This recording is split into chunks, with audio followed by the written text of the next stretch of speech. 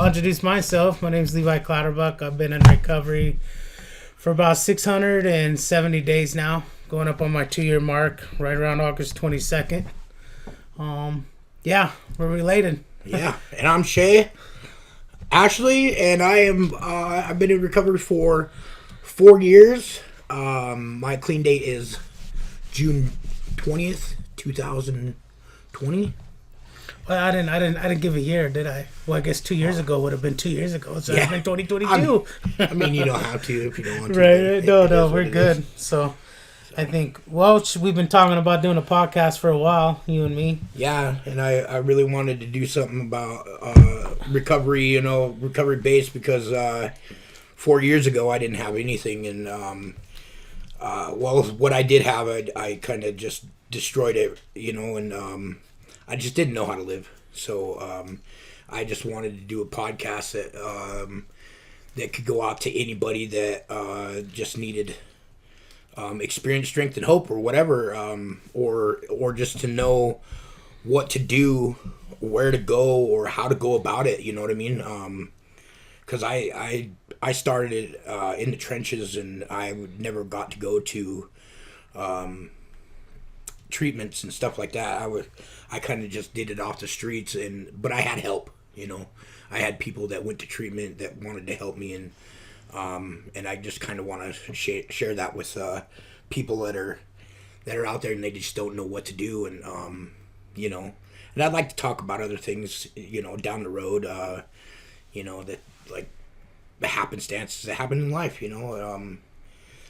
but to share that experience, strength, and hope with people, and give away what was so freely given to me, because I feel like because people did that for me, it made it a lot easier for me to realize that I had a problem, that I had things that I needed to work on, and I knew that there was people behind me that had the same experiences. They showed me that the strength that they had, and it gave me hope that I could have a better future. And for 4 years later, man, look, I sold myself short, So, which is crazy because, unfortunately, my background did come from treatments, and it come from a consequential side. And I think this is my first time in recovery, and I've mentioned that before. Shay actually got me into recovery. Like I said, he got what he got, and then he gave it to me. But I went to Treasure State Boot Camp. I went to the Watch program. I went to outpatient. I went to not Rimrock, but the one in this Great Falls Treatment Center, Rocky Mountain Treatment Center. So I've attempted treatment. I went through it, but I've never attempted recovery. And I think just as we kind of explain and we go through in this podcast, as we journey into different, conversations, episodes, with other people as we go forward, can explain what recovery looks like, difference from just abstaining from drugs and alcohol. And me, my background, I have a little bit of audio background. I got an A&R degree in 2012, and I think when we talk about this, I've sold myself short because I've only applied it very little, and I've never took it to that level to be inspired. And I know you've inspired me, and I'm inspired. And so, let's get into it.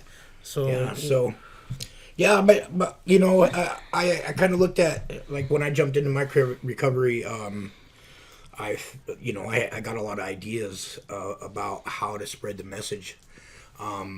And the funny thing about it is, when I first come into recovery, like, my boss, he was like, if you have any great ideas on how to implement things, let me know, and when I first started my journey, it was like, I had all these great ideas. I just didn't have the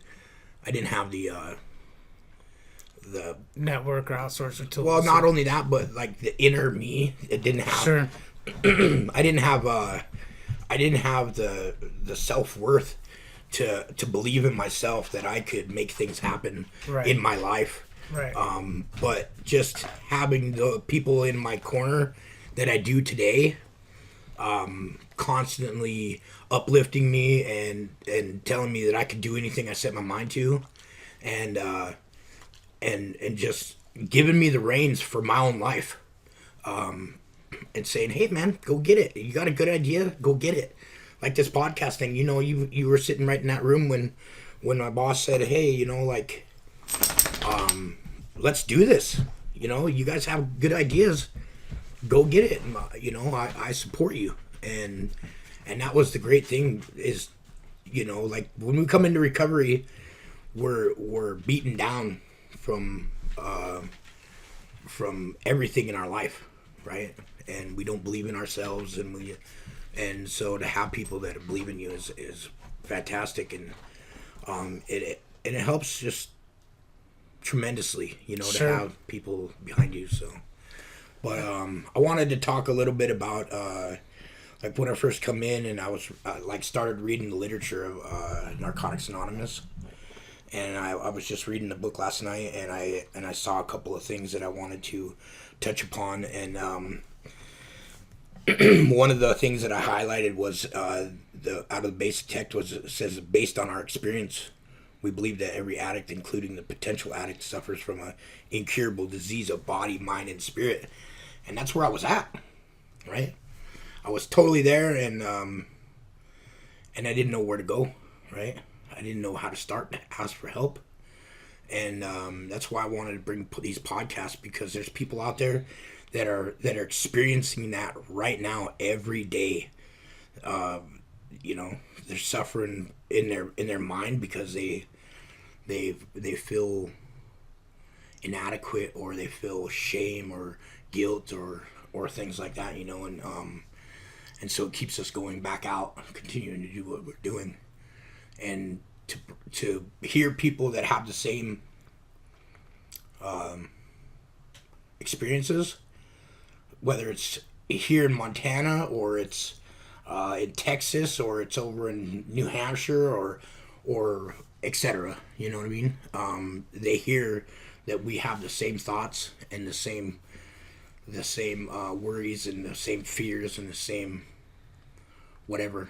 Right, and they hear that we've recovered and that we continue to recover, and so with that, you know, that's the reason why I wanted to do this podcast. So, but Yeah, no, that's valuable. I mean, dear to your heart, dear to your mind, and then the outreach. I think, you know, having when we first talked about it, and you knew my media background, and I think that instillment, I guess I got, you know, confidence has kind of been master faked a little bit, you know, fake it till you make it's never really worked for me, so I fumbled until I figured it out, type of a thing, and I fumbled through a lot of things, and I don't think it wasn't until, you know, I got into recovery and actually started working recovery with a family, and you know, we're family, but you had that sense to believe in me, and you knew what I was capable of, you know, you talked about some of the media stuff I'd done when I was sober before, and I was clean, you know, and I did the little short film and stuff, but yeah, it was you know, fantastic. I guess like you said, it's things kind of get inspired and they grow in you, and that's part of just my journey too, of not really knowing what the heck my recovery is going to bring me. Am I going to live a life of, you know, contentness and aspirations and be inspired? And I'm like, yeah, man, this works. This is really cool. And you know, and get tingles when I talk about it, you know, that man, I can see something outside of the box of just, man, this is all I've ever done. Cause I've been getting drunk, blacked out, and using drugs ever since I was 9, 10 years old. You know, that's when the drinking started in the pot, huffing gas, and then Huffing gas, for sure, yeah. And then, you know, and then we went from there. I mean, you know, we were young when me and you were huffing gas, and you forced me to huff gas. Oh no, yeah, No, I twisted your arm. Right. Yeah, maybe it was the other way around, but still, no. So, you know, I love the fact that podcast is another source of a media and outreach to reach people that, you know, might be afraid to, and I think that's something we were talking about too, that afraid to come into the rooms at NA or A, because I have a strong alcoholic background, you know, and drugs have kind of come second nature in that, you know, get drunk, black out, look for some dope to sober up and cycle through it, and vice versa. But no, I'm really glad that we actually took the time to sit down and get going there. But what's some things you want to talk about in this? Well, I mean, you know, there's the fact that our disease isolated us from people, except for when we were using and finding ways and means to get more. We were hostile and resentful and self-centered and self-seeking. Cut ourselves out of the outside world, you know, and Sure. then we wish that we could reconnect with the world, right? Or feeling detached. And yeah, because I mean, like for me, I would go and I would get high, and I wouldn't want nobody to know that I was high. Right. Right. And when in all actuality, everybody knew that I was high. Like Right. walking around looking like an orangutan in Walmart, just I know flailed they about, looking you at know? me. I know they looking And I'm at like, me. nobody has a clue. Nobody has a fucking clue that I am out here higher than a kite. Kind of lived in your own And, delusion. You know, way. yeah. And I'm just, I'm in my own world, right? And then I wonder why I have people around me that are wearing the same masks as I am, and Right. and I can't really say that they're fake, because I don't think that at that time we realized what it was that we were being, whether it was fake. But I know it was wearing masks to cover up a lot of the shame and guilt that we had. And then again, the only time that I would socialize is when I thought that there was a chance that I was going to get some drugs, you know, like, Right. Kind of or just. a chance to rip somebody off for some money, and Sure. just so I can go get my next fix, you know. And yeah, and it's just like letting these individuals out here that hear our message that we do recover, and that as long as we stay connected, you know, don't be afraid to get out and advocate for yourself, right? See, I think that's important. Is that the advocacy? Definitely, because coming in and you brought me into recovery. Well, you brought yourself into Well, recovery. you're who I called, and she actually laughed at me. You just fucking just I blurted mean, out, laughed at me, It and I'm wasn't like, laughing at you. It was so what laughing happened with was you. I was 4 years into my last time, which I call recovery, but I became a workaholic. I just did what most people did, was jump in, get the paper signed, get through my probation. It was a consequence that put me into that clean and sober time, and then I became a workaholic, and I thought I was doing good. The only thing I wasn't working on was those things that keep us going and contend us in recovery, which is that internal side, and ability to self-advocate for ourselves in certain ways when it comes to. I ended up resulting right back to drinking, and within less than, it wasn't very long, man, I had another DUI. I thought everything I built in my clean and sober time before, I built a drone company, had some media stuff I did, I thought it was gone. So I called you, and I was like, Shay, man, I don't know, my life is thrown away. You just, that laugh right there, you hear that laugh? That's exactly what he gave me. And it's all right, bro. Don't worry. You know, don't worry. I'm going to lose my daughter. She's going to be a woman when I come out of prison. You have nothing to worry about right now, bro. I have the answer for you right now. And that's what you told me. And all you have to do is put the footwork in. Put the footwork in. I have all the options right now. I have the answer to all your problems. You just need to relax, calm down, and just listen to these suggestions. But you have to be 2 feet in. Right. You have to want this. And if you truly want this, I have the answers. And I think that's what I did. I wanted it. And I wanted it, and I wanted it my way at first.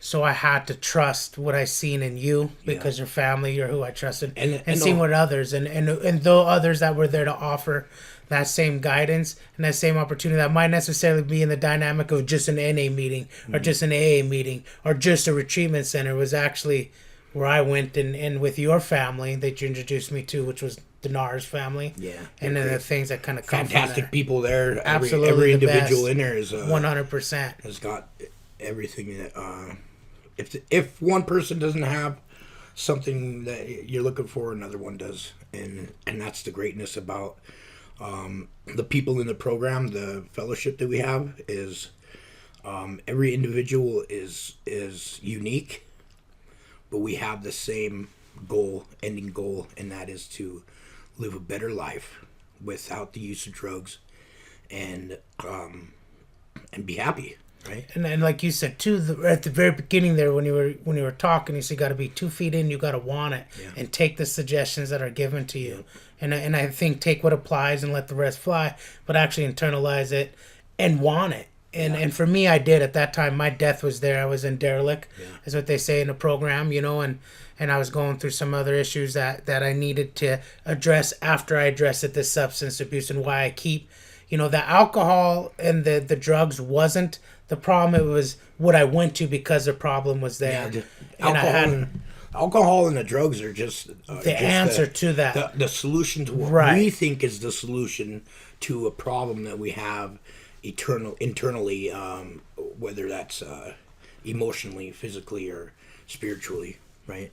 And that's where I went to, and then just through unfolding the linens, I call my life linens, and unfolding that shit, and just kind of wearing the baggage that I had and kind of figuring it out. That's why I'm here. That's this way and strong. I just came. And first, to be honest, I came in for the fishing and the sandwiches. The fishing and the sandwiches, yeah. And that's how Steven, my buddy Steven, got me in here. So he brought you into recovery by bribery and fishing and sandwiches. I remember that day. It was like it was yesterday. 4.5 years ago, and he comes in, and he was like, "Bro, you know all that stuff we talked about when we were sticking needles in our arms, sitting on your couch, getting a race car and going, being a family and going out and fishing and not having to use anymore?" I said, yeah, I remember. He was like, "We could do that right now." And I said, "Man, you must be high still." And he said, "No, man, I haven't thought this clear in so long." And I said, "Well, I can't go because I don't want to get sick." And at that time I was really shooting heroin and fentanyl and anything that I could, because I wanted to escape the things that were that I didn't know how to deal with. On top of that, there was like that was your answer to your problems. Yeah, was the drugs, shooting up heroin and escaping. The messed up thing is I watched one of my good friends that was living with me. His name's Dylan. Rest in peace. I love that kid to the end of my life too. And he was a great kid. He had a lot of potential, and he had the same issues. But I watched him die in my house. Tried to help him, and instead of taking that as a wake up call, I made excuses on why I wanted to continue to get high, so I wouldn't have to remember that thing. So living in a house where one of my good friends died, and I had to go in that house every day, and I had to relive that every day. And if I didn't sleep, then I wouldn't dream. Right. If I didn't dream, I wouldn't think of it. So that insanity that you were just going insanity, and so that's where you were when Steven approached you. Was in that same house that he OD'd in. And he said, like, how are you gonna make yourself go through that and not like deal with it? And I said, well, I don't even know the answer to that question. I don't even know. I just find myself in this mud puddle of shame and guilt, and I'm face down and I'm blowing bubbles and I'm trying to live, and I just can't do it. And he said, well, I have the answer. Said the same thing that I said to you. Right. Said to me. And I would promise him, a day here and a day there. Yeah, I really love hanging out with you and Katrina and the baby and Talon. And I love our family. I love it, and I want to do these things. And I would promise him that I'm going to go with them. And I'll promise you I'll go to a meeting. But I had that fear of even stepping through that threshold of the unknown, right?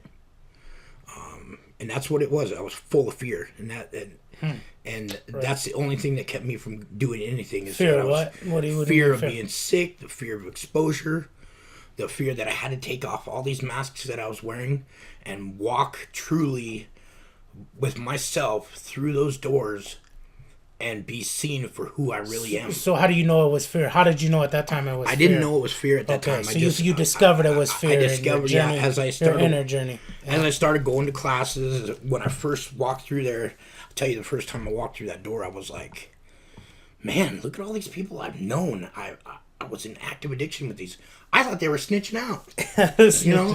I thought they were out here snitching on people to stay out of jail, but here they are. They're really taking a look at their life and fixing themselves. So for some people that probably don't know, depending on where you're at and where you're, so we're from a small community. Yeah. We're on a reservation. So I assume that they're out there snitching on people to stay out of jail. And we never seen them and they weren't showing face. So and, just as much as you were getting high with people, they were just they were there and they were like, man, familiar faces made it easier for you to. So I walk in there and I'm like, oh, and as soon as you walk into those rooms, it sounds so cliche, but it's like every story that you hear on a podcast, or you go onto YouTube and you listen to NA speakers, and they talk about the first time getting through that threshold of going to their first meeting, and either seeing people that they know from the past, or going into a town where it has a meeting, whether it's AA or NA or Sex Anonymous, whatever it is, whatever type of 12-step meeting that they go in. There's somebody to relate there's to. There's always somebody to relate to, and as soon as you walk through that threshold, they welcome you with open arms. And then here comes that shame and that guilt, right? And I kind of did, and I was like, whoa. And so I think too, for like the people that have never approached recovery, and you're maybe in a big metropolis, or even here in this valley you just moved here, you don't know nobody, and you might not necessarily relate to somebody, but you can relate to some things. Yeah. Whether it's little or a lot, but you could relate and be like, oh man, I felt that fucked up before, or I've done that, or I've been there, or I've experienced that. And so I think that's pertinent to. Yeah. So I just remember the first time I went to a meeting though. It was so invigorating.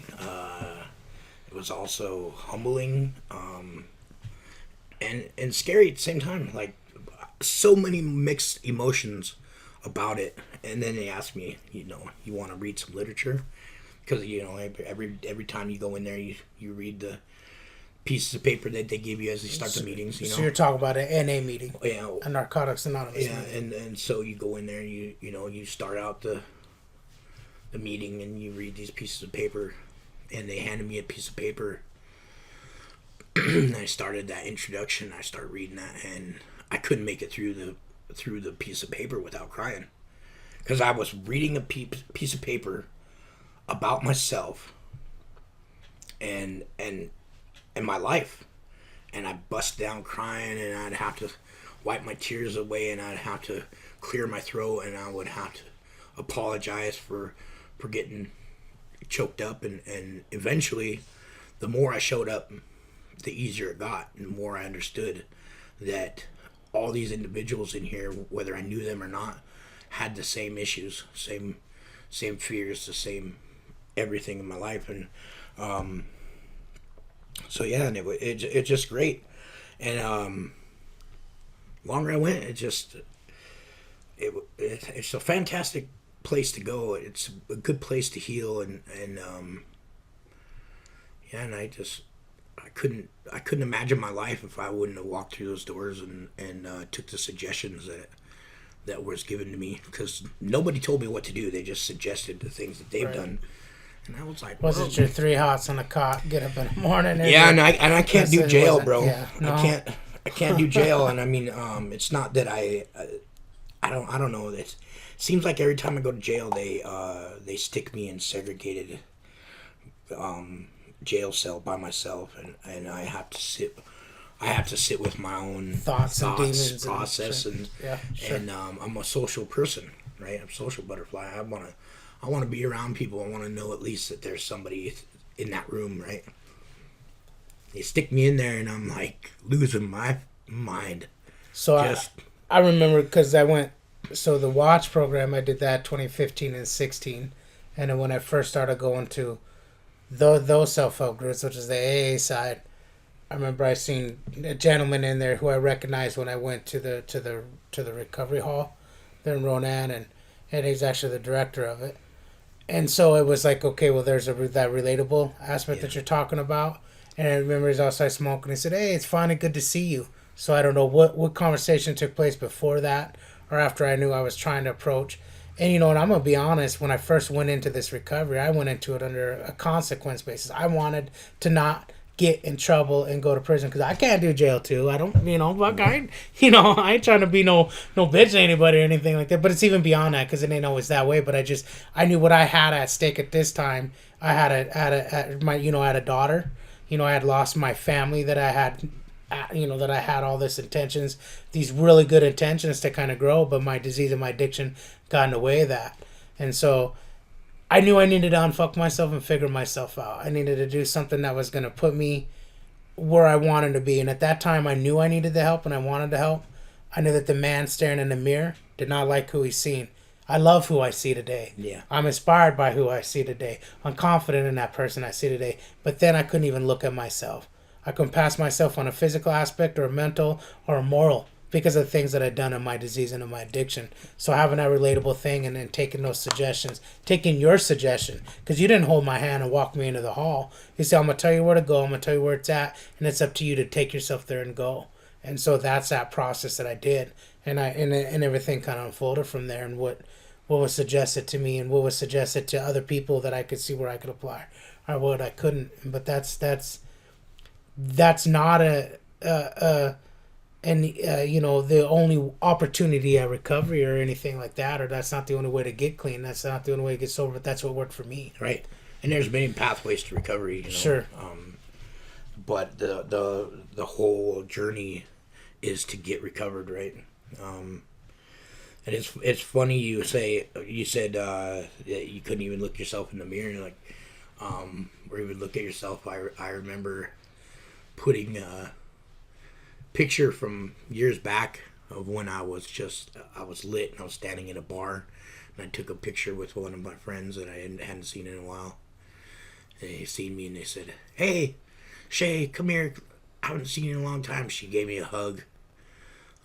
She was sipping a couple beers, but I was just lit playing pool, and she comes up and she got a picture with me, and my hands were contorted and my face was sucked in and my skin was pale white and my hair was 2 shades lighter.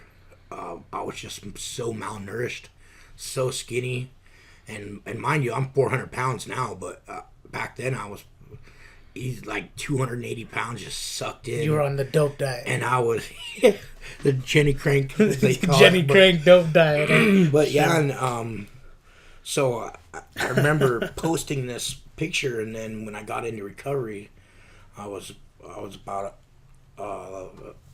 10 months, 11 months into my recovery, and I took a selfie of myself sitting in my car because I wanted to see the difference, because there was a challenge on Facebook or something like that for recovery, to see about yourself a year or, then and now.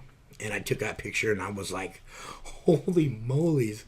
It's night and day. I can't believe that stuff. And I can't believe I even looked at myself in the mirror and thought I looked good. Sure. So you had that different aspect. And, you're like, damn, I'm like, I'm looking way better.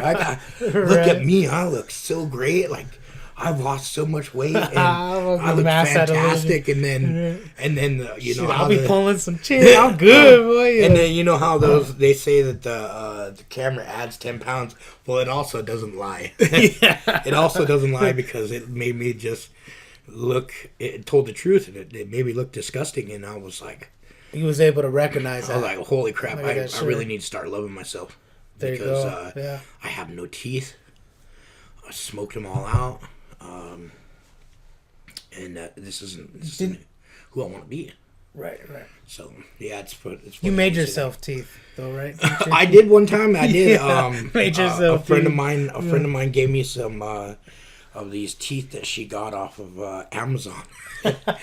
And I was like, well, how does this work? And I mean, it's just a little bit of some gum stuff and some teeth that are on a wire, and you use hot water. And I was like, I just got my teeth pulled out, So is this in active addiction, or was this in recovery? So actually, I was in recovery. So you were in recovery. So this wasn't a meth Guyver type thing. No, it wasn't a meth Guyver thing.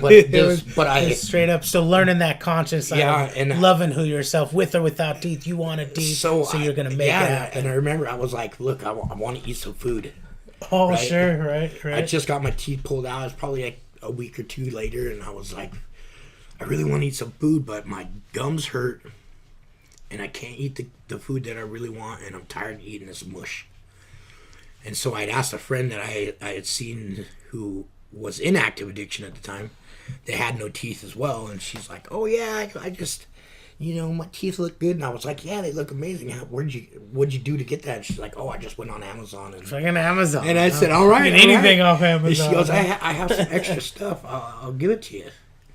I said, "Well, I'll give you some money for it." So she's like, which was probably the wrong thing to do, since she was in active addiction. Right. But when you're she wanted some teeth, and you're like, all right, let's do it. Some teeth, so sure.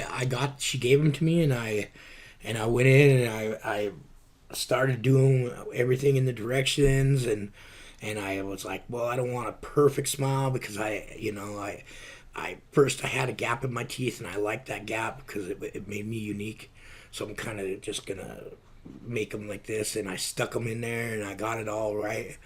And boy, it looked fantastic, bro. I couldn't believe it. I was taking selfies after that, like look at my new look at the teeth. man in the mirror now. I made them myself, and I'm gonna wear these so I can eat until I go to the dentist and get my other ones.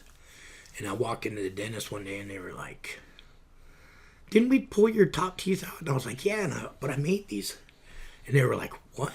And that dentist comes out and he goes, "Wow, you really did a good job." So he dug it. That's cool. Yeah, and he goes, "But how'd you do that?" I said, "Oh man, somebody come off Amazon." He goes, "Well, I think I'm gonna have to give you a job." And I was like, "Oh, they're not that good," but yeah, it was pretty crazy. That's funny. But the meth guy, that's funny. Yeah, right. That's mostly in that. I've been there trying to fix some shit I tore apart that I can't put back together the correct way, and so that's where the meth guy over here, hold my beer type of a game. Yeah, I was always that person that would tear something apart and then kind of fall out, and then when I came to, I would be like, fuck was I doing? What the hell was I doing? Like, how do I put this together now? I don't even remember. I gotta go get some more shit. Yeah, and then I'll go get some more. Go get some more dope so I can put this back together. And I ruined, and that's a thing. That's a fact. I ruined more things.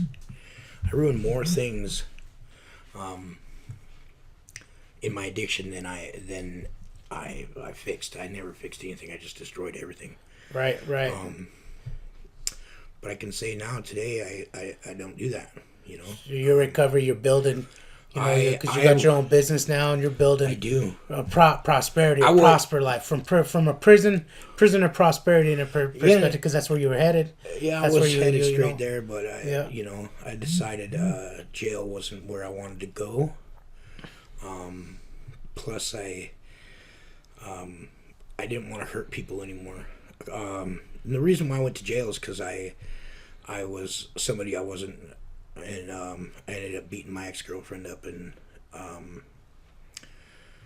I always told her, like, that's the messed up thing. Like, when I was in my addiction, I could go and get anything I wanted, right? Mm-hmm. Even though I was a bigger guy, I could get the females, I could get drugs, I could get a job, I could do anything I set my mind to, right?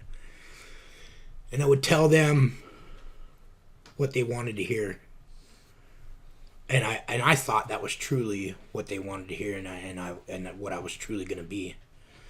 And then when the drugs weren't there, and things weren't working out like I thought or wanted, then I turned into this monster, and I did things that I wasn't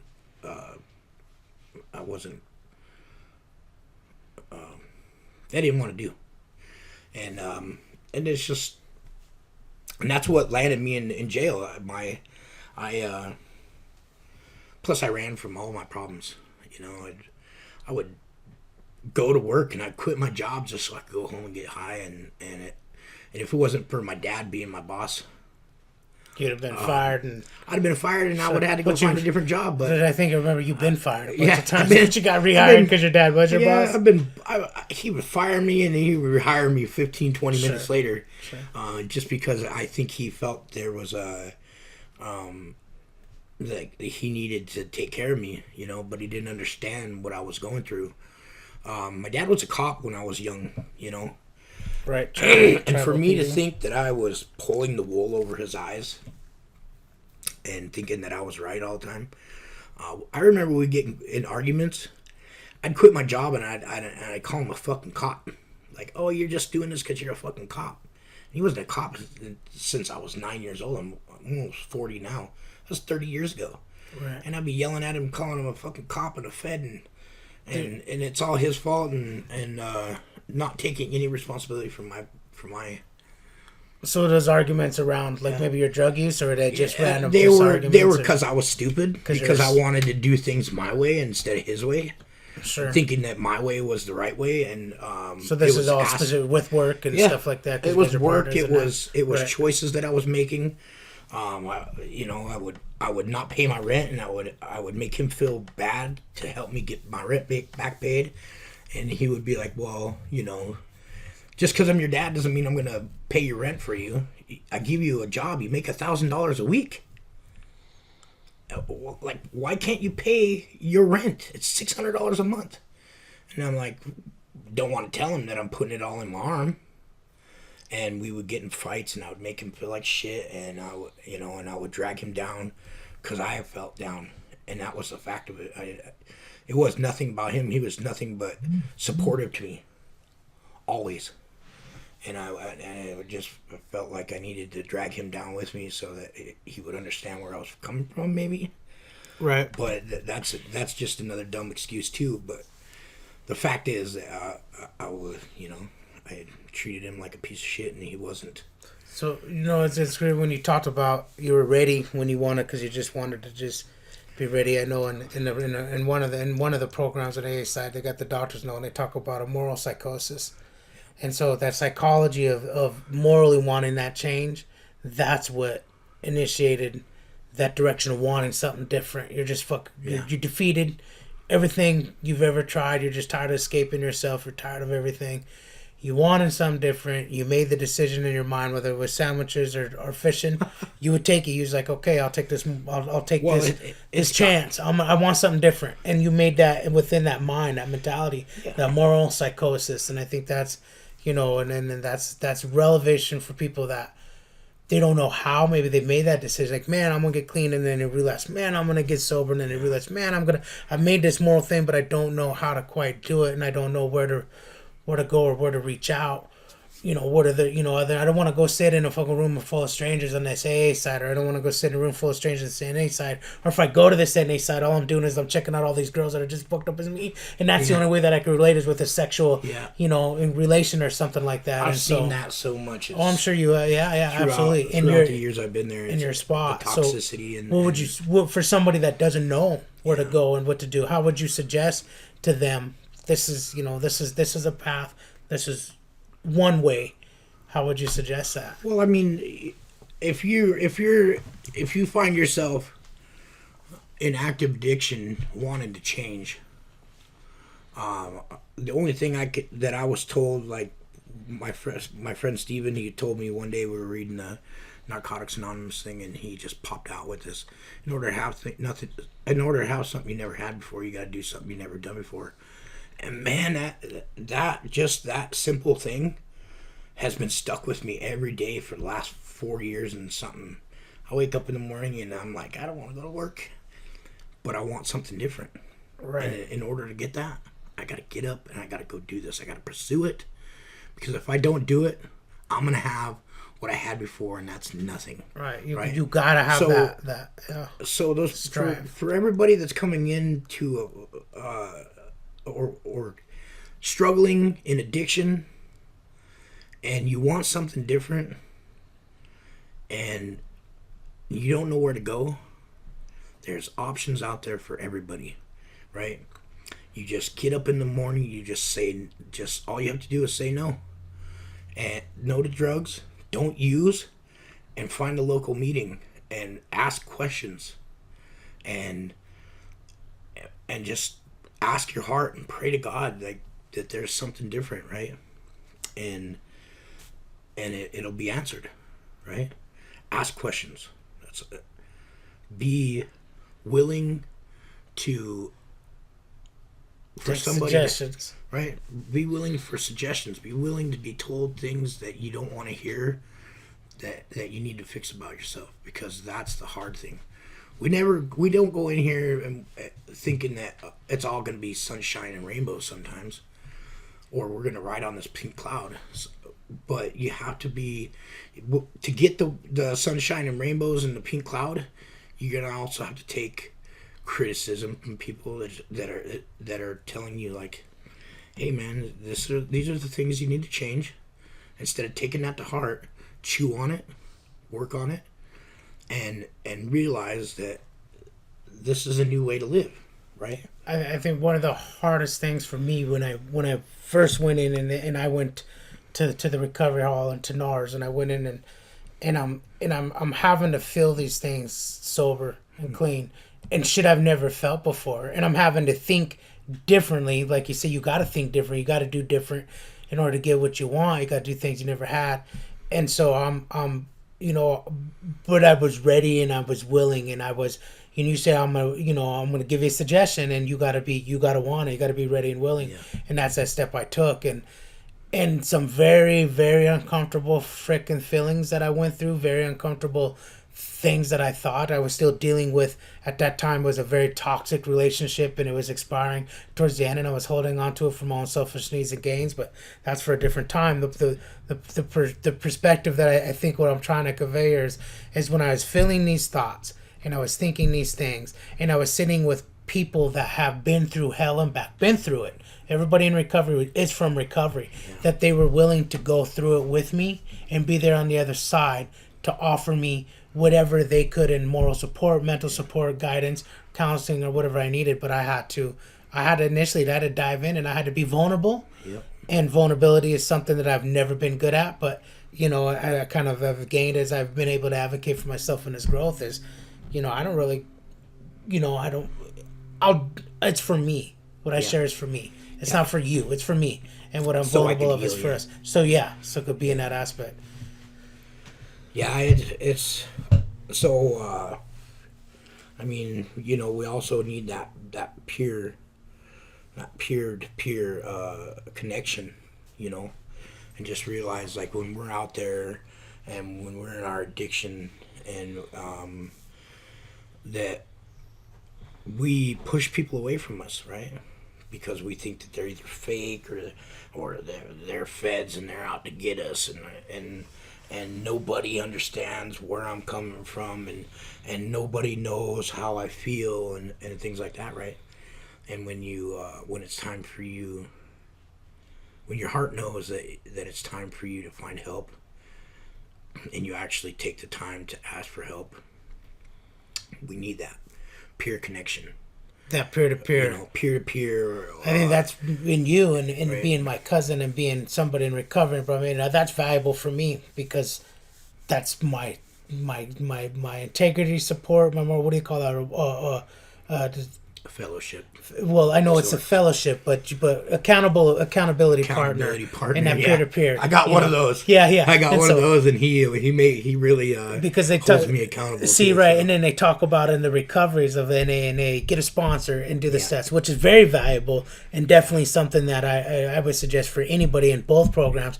You have to take the steps to get to the stairway to heaven. You have to take whatever metaphor you want to do, but the peer-to-peer is ability to kind of not sidestep that, but to relate to somebody and say, hey, can you come talk to me, or can you, or if I'm slipping here, can you call me on my shit? And that's what you kind of laughed at. Yeah, you got that. And another thing is plant yourself in the middle of the table so you don't fall off. Like in the middle of the table. What would you in reference to? So when you go into meetings and you get into a program and you start taking these suggestions and you start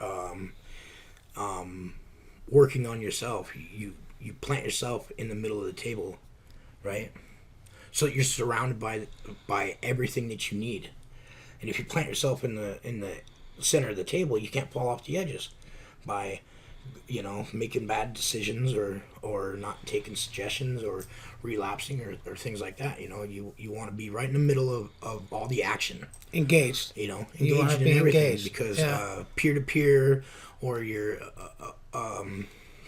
connections with your LACs or your mental health, because mental health is a big huge thing now that huge. I've seen in the time that I've been doing this job with NARS. Right. That there's a lot of mental health that comes along with SUD. substance use disorder. And so, Well, I know how valuable the mental, because I had an LAC and I had a mental health, and what I was, I was allocated that through the consequences of my actions, which is drug court, and that's where I went in that journey, and if it weren't for that actual counselor to listen to the psychosis of my mind or where I was going, that's important, man, and you can't squander that or take that shit for granted. And you have to take even to this day. I mean, I have a mental health provider on speed dial. Sure, you do, huh? Right. Oh yeah, and he's fantastic, and he knows me very well, and he knows exactly what I need to know and how to help myself, when to call me on my bullshit, and if I call him and I'm just trying to justify something for myself, he'll hold me accountable and be like, just because you know yourself now doesn't mean that you know everything. That you know everything. Right. But I've been in here doing this for 4 years, and I still have a mental health guy on speed dial for myself, because they're, I'll forever be sick with the disease of addiction. It could come up anytime. It could manifest itself in any place, through any people, at any time. Right. Some trigger you, some set you off, and you could either choose this or choose that. So it's, planting yourself in the middle of the table without falling off, and taking all the suggestions to do your mental health and take care of that, and your LACs and your peer support, and the fellowship, and reading the literature, praying to your higher power. You don't have, by no means you have to be religious, but spiritual principles will keep you good boundaries. I know how valuable what you're saying is, because you say when you go in and you gotta get engaged, you gotta grab the table, you gotta hang on. It's when I got into recovery and I was like, okay, I don't want to just be clean and abstain from drugs and alcohol. This time I want to get this figured out. What better time than now, because now is very important. This is all that matters. What comes out of now is I gotta unfuck myself. So I gotta be engaged. I gotta pay attention. I gotta read. I have to understand the literature. And for my higher power, it was just going to that building and just going to those groups and just sitting with those people. And that's where I did until I started to build that. I have at that time, I guess I had a dishonor with God, because I see men claim to be men of God, do some pretty horrible things. And so my understanding, and coming from, the reservation and having the descendancy there, I had a different understanding of a higher power creator, but that's where I was. And so what you're talking about is having these relations and these things that are, you have to be engaged, you have to be connected, you have to want what you want in order to get what you need to get. Yeah. As and as we work through recovery, we have to remember that all those things that we do, and when we start finding the life that we want, and we start building, the key to continue your recovery is staying connected, right? Because I've had moments where I've stopped going to meetings, and I've start getting burnt out on meetings, or just hearing the same old thing, or just feeling like, oh, I don't even need this anymore. I'm cured. Yeah. No, you're not. No, you're far not. From it. Sure. And next thing you know, you're like, man, I really need to go see my family. Like, they understand me. Even if I'm going to go sit there and I'm going to listen, I need to hear something, right? Whatever it is, I'm going to hear it, and I'm going to hear it at a meeting.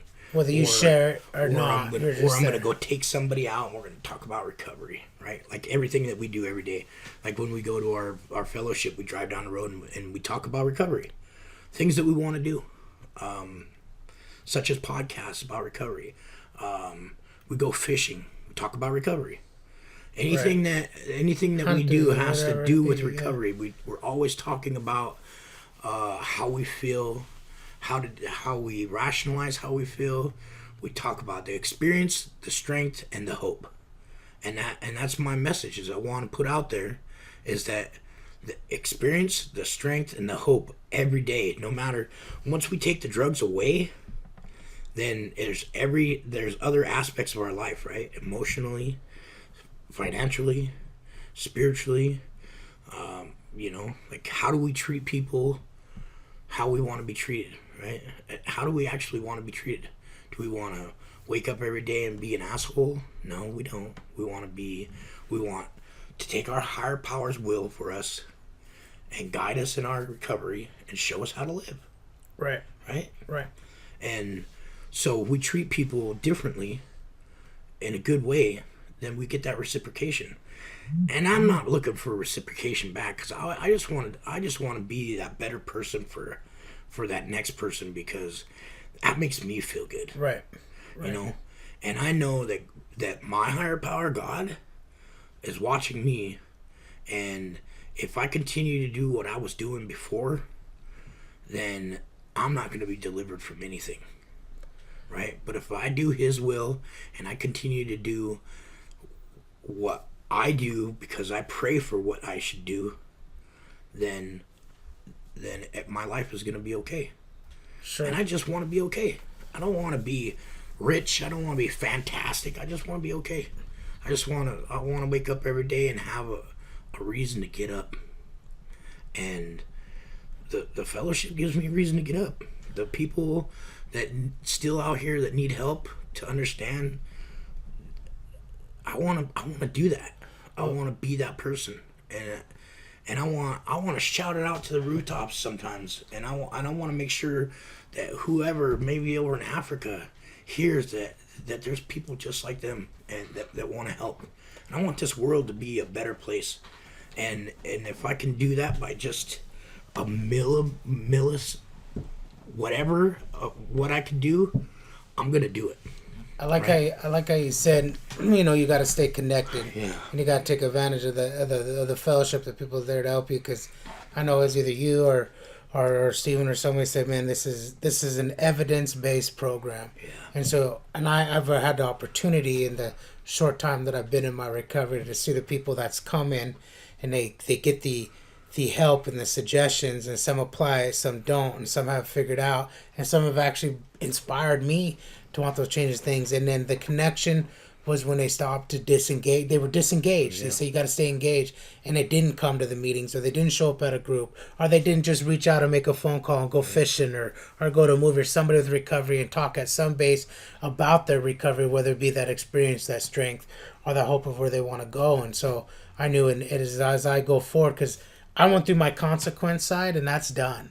I mean, that I could have just been like, okay, I'm cured, I'm done, and I'm out of here. And it's crazy because the minute I graduated, which was the wellness court, the drug court, a week later I was gone out of state to go work, and everything that I had learned in this program and in my recovery program, I had applied in that journey to go. And those opportunities, when it presented themselves, had I not worked the right steps in these programs, so at that point where I was gone.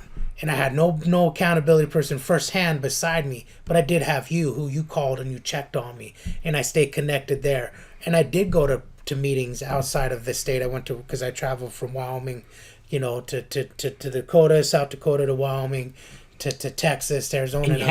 And you had that strong spiritual awakening, didn't you? Yeah, absolutely. Oh, yeah. And I had that difference of that higher power and where I was, and so that connection was valid. I had a couple times where I was like, and I think it was towards the end of my assignment at work, and it was about 3-4 weeks in, I knew I needed to come back to my family. I had to get back to the hub, to the hall, to where my foundation of recovery began, and get connected again, and get planted back in as a family member, and keep that alliance going and that fellowship going. And that's a relatable point that you had brought up. That's the greatness about recovery, is that we can apply things when we get away from our people.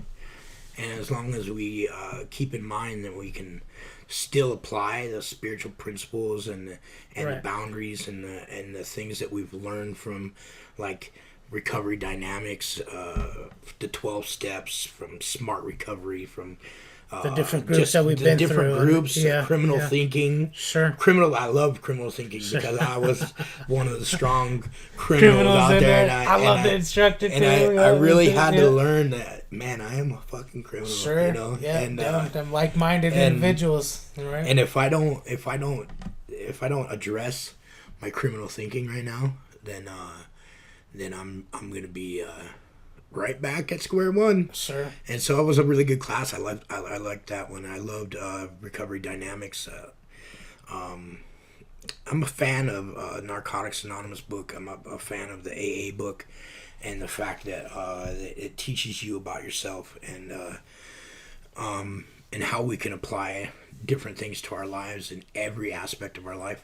Yeah, it's great. And then when we get out there and we have those spiritual awakenings or God shots, and you realize, like, man, my fucking life is fantastic. What was I doing? Right. Like, where did that time go? I wasted that you time. know? Yeah, that passed. We got wasted. We jumped your car, which you know, and shooting guns over roads. Jeez, like, man, what were we doing? Yeah, what were we doing? Yeah, being dumb and being naive and taking this beautiful thing called life for granted, because it's, I think at that point it comes from, I was just trying to survive, just doing shit, taking things. Now I get an opportunity to live. I make my choices. I get to plan my days. I get to plan my routes. Maybe financially might not be free, but that's not important to me. It's not important. The most important thing to me is this right here, this fellowship and this conversation. And what were we doing? You're dang right. What was I doing?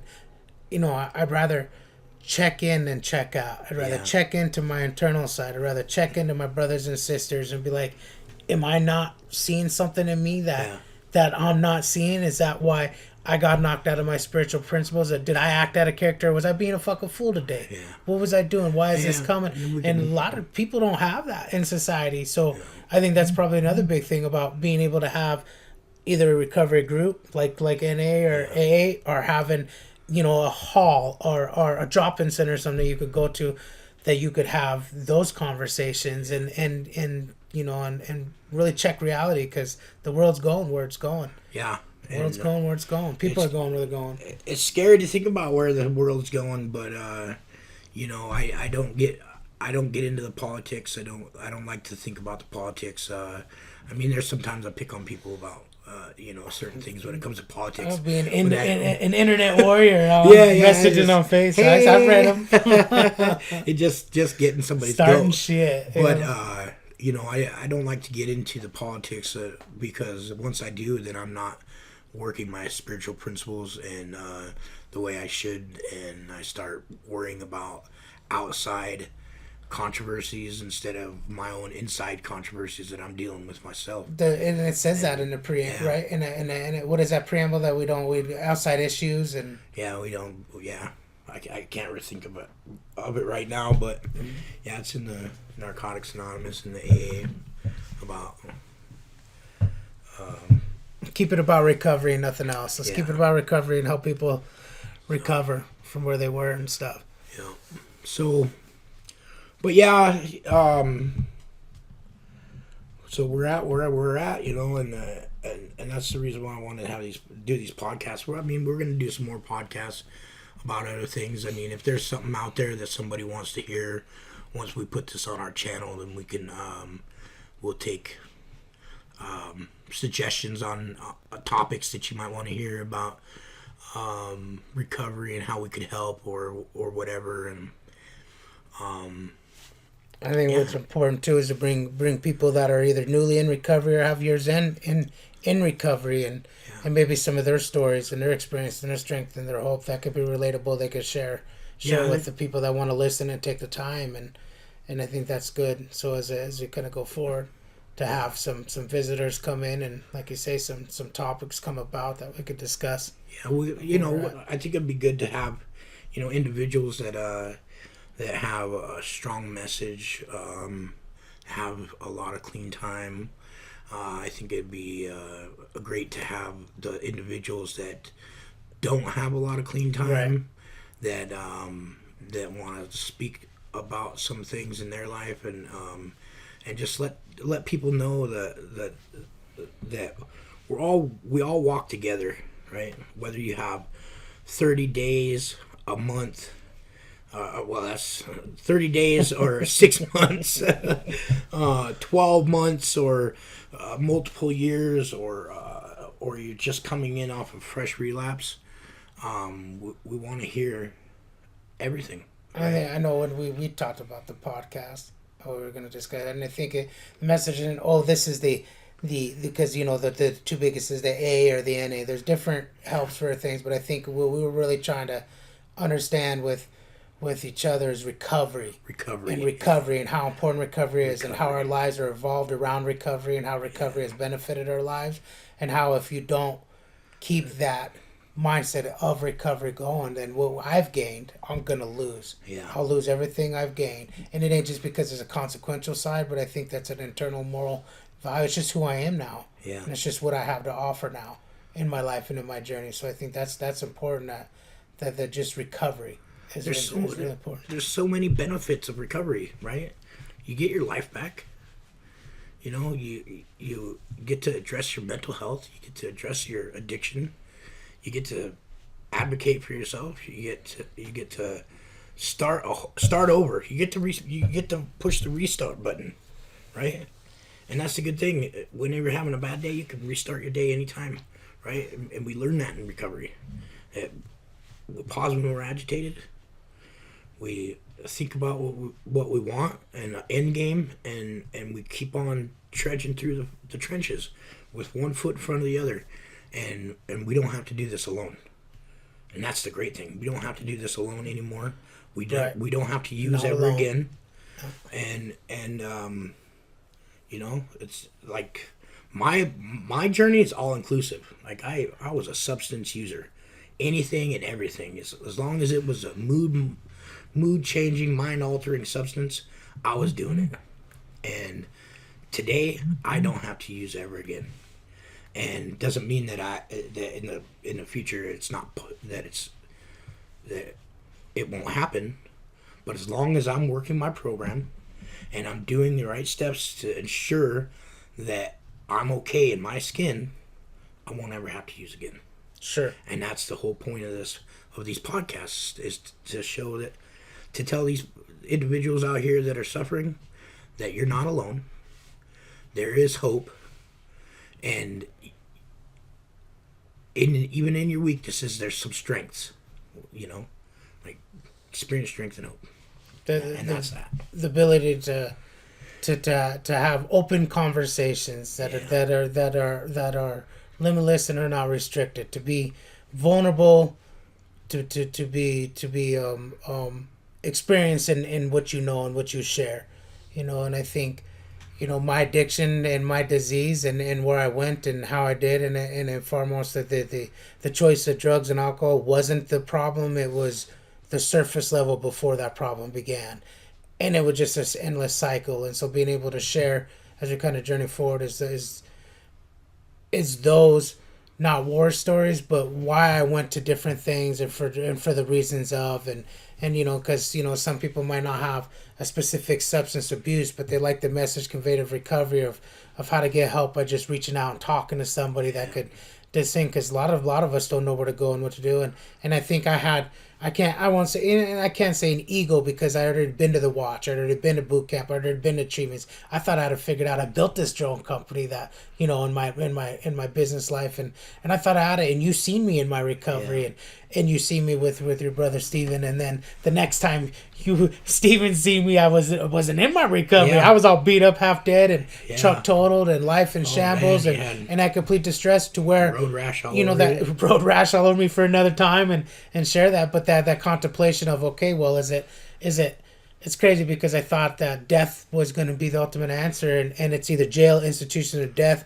But the other answer was life, and to live, and to share that. So I hope we do get people to either comment or call in, and and reach out to say, hey, well, can you guys talk about this, or can I come in and share this message, on that platform that you guys have available, or kind of going forward. And we'll just see how it blossoms and it grows.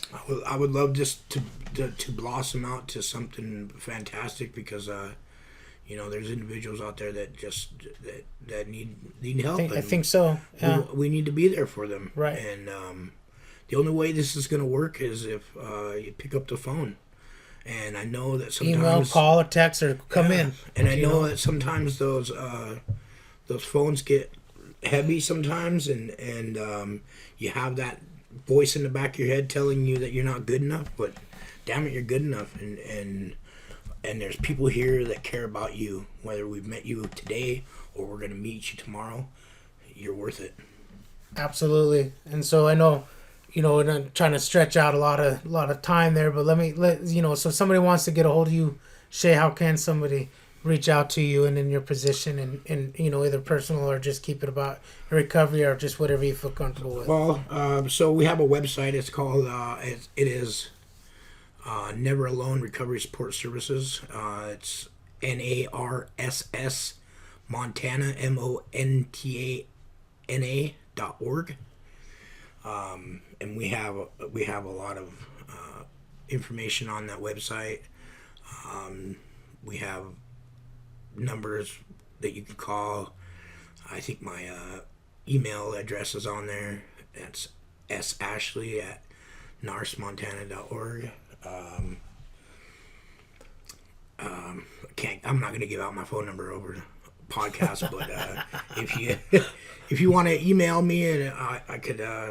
But if they really want to do the work and get on the website, they could get your information and kind of go that route. And there's also in that same at NARS, there's also women in recovery. Females, that if a female doesn't feel comfortable, or female, or however you want to classify you might feel more comfortable to talk to somebody other than a male or somebody like that, and then you have that opportunity to go through that website to kind of reach out. We have peer support specialists. Peer support, a lot of resources available in that NARS.org, and kind of reaching out. And I think for me, just reach out through Shay. I'm under fellowship with NARS.org. Shay is my cousin, his family.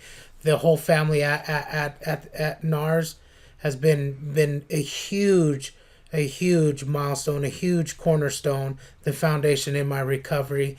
And there's some things, Shay's heard it all, and his family, and he's going to tell me everything, whether I like it or not. And I think that's very valuable. And there's some things where if Shay might not be, because I look to him as a mentor and a sponsor in certain aspects where I've gone to him, or he might not have an answer, he'll direct me to certain people that's been in recovery that he trusts. And I think that's the biggest part, is having that trust value or somebody that has experienced, because you don't want to go talk to a mechanic about how to build a house. Yeah. That's just it. You want to talk to the tradesmen about their trade. And I think that everybody at NARS, they know what they've been through. They've been through hell and back. That's that spiritual side. And they're willing to sit down with you and take that approach if you want it. You also could reach out to me through my email, which is just, my first and last name. I gave that to you, Levi @gmail.com. And feel free to reach out. And as we kind of progress, maybe we'll have some other, outlink or source that you guys could go to kind of ask. But please let us know what you guys want to talk about. Give us some things that you struggle with in your recovery, or maybe you had a recent relapse, or maybe you're thinking about getting into it or not. And it's this is something organic and we cherish deeply, because Shay's had this idea and he's brought it to me, and it's something that I've had to want to go mobile, and I've had to experience through the media side, and this gives me an opportunity to sharpen those skills and kind of go and we're just two individuals just like you. Yeah, and I like to hear my own voice sometimes. Yeah. I like to hear Shay's voice too. You should hear this man sing. But I think that will probably wrap it up, huh, Shay? We've been at it for a while, and hey, thanks for listening. Thank you very much. Yeah, hey, Till next time. Till next time.